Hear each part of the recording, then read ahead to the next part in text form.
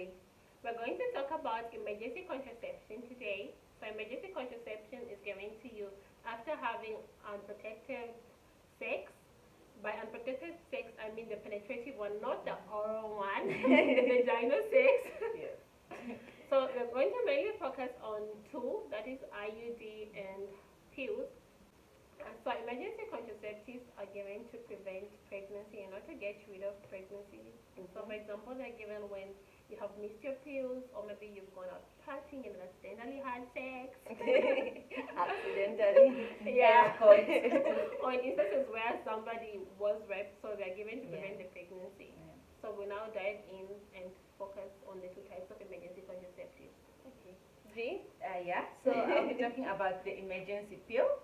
This one is a very popular option. So we actually have two types. There's the levonorgestrel, which is the one that people popularly call the pill.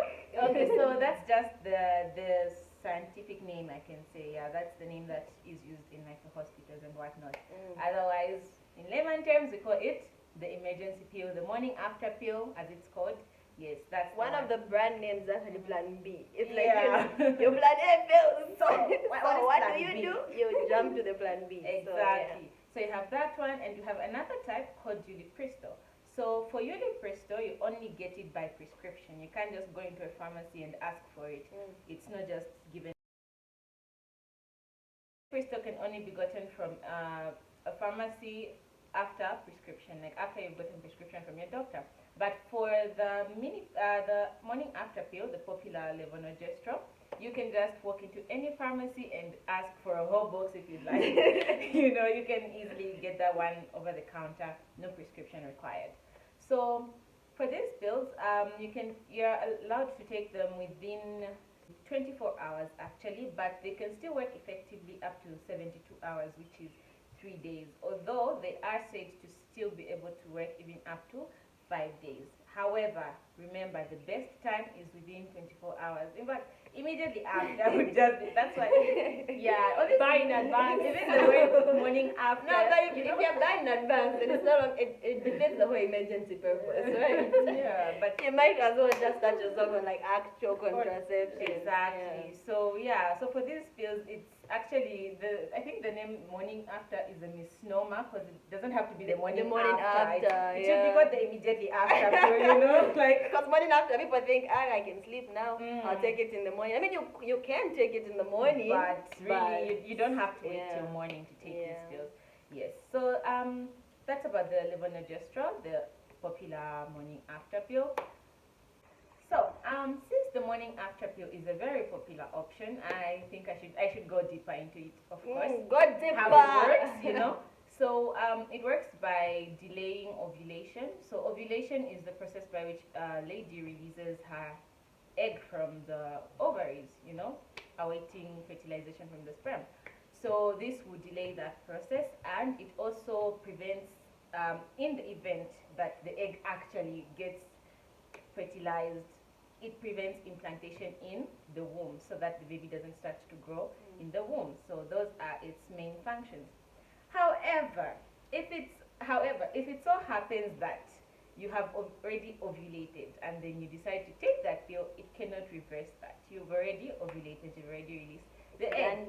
So the best you can do is prevent implantation. Okay. So that's when you find that actually somebody took the pill and then it so happened that they still got pregnant. Why? They had already ovulated and perhaps the implantation process still went ahead despite taking the pill, because it can be affected by other things, like if you're taking other drugs that can also affect the effectiveness of the pill. If you take it after give an example of 72 some of the hours, drugs. Actually, the anti-TB drugs, the rifampicin, perhaps some people have heard of it. Even some antifungals, actually. You know, maybe you have a fungal infection and you're taking like antifungals for it, then, you know, you are in an emergency and you need to take an emergency contraception, you go for the pill.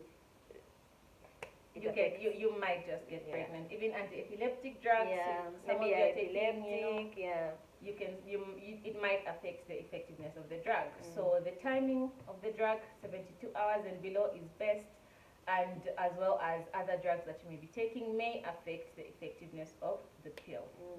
Thank you very much. Okay. Yeah. Yeah, I'm focusing on the IUD.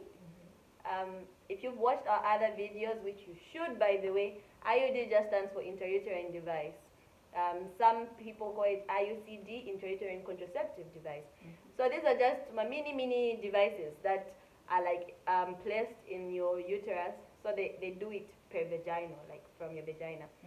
So they're placed in your uterus to help you prevent pregnancy. So how does it occur?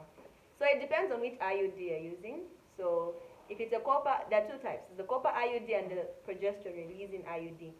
Depending on certain factors or whatever, your healthcare provider will advise which IUD you can use.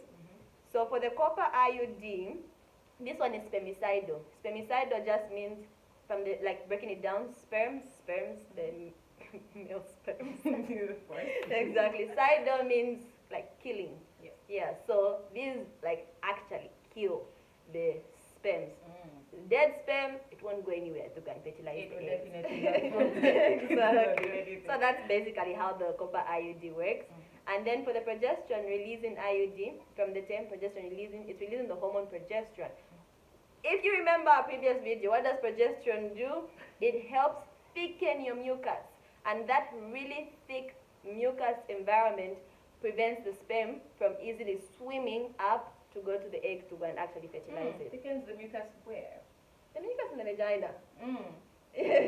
Okay, Yeah. so it can't pass through. It won't go anywhere, yeah. It will be blocked. It will be blocked. Yeah, so that's how the progesterone releasing one occurs. But these IUDs actually have like side effects as well. The common one, for the copper IUD, the most common side effect is, the medical term for it is called menorrhagia. This is just like heavy or prolonged menstrual bleeding. It's considered heavy or prolonged if it's more than 80 mils. Trust me, you can't measure, honestly. It's really Because difficult. it's really difficult. We use pads and all that jazz. But yeah. But also another way you can tell whether it's prolonged or heavy menstrual bleeding is it usually lasts more than 7 days. So that is a very common side effect from the copper IUD. Then from the progesterone releasing IUD, the common side effect is actually the opposite of the copper IUD. Interesting. Yeah. So that's that. And then also, like I said, you need to know your current body status for which kind of IUD you'd use. For example, if you're one of those people that are allergic to copper, you can't use the copper IUD. No, you can't. If you have like Wilson's disease, a copper disease called Wilson's disease, if you have Wilson's disease, you can't use IUD, the copper IUD, you go for the progesterone releasing one, and so on and so forth. So, like we always emphasize, these videos are not meant for medical advice. They are not meant to It's not for professional. Yeah. So it's just for information purpose only. Educative. It's educative. But otherwise, I hope you guys enjoyed our series on contraception. This is where we come to an end. But if you'd like us to continue on specific parts that you feel like we didn't tackle and you'd really want to learn more about it, feel free to hit us up. Otherwise, don't forget to like, share, subscribe, follow, everything. We got you. Until next time, from us, the Z Doctors. Bye-bye. One last thing. Yeah, this is like of the entire series of all the points we've mentioned. Everything, all the 3 videos, guys. This is the most important point. Best contraception is abstinence. Otherwise, bye-bye.